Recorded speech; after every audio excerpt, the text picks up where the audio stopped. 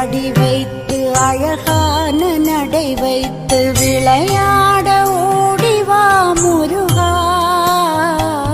என்னோடு சேரவா முருகா. உன்னோடு சாய்ந்தாட உடலிங்கு தள்ளாட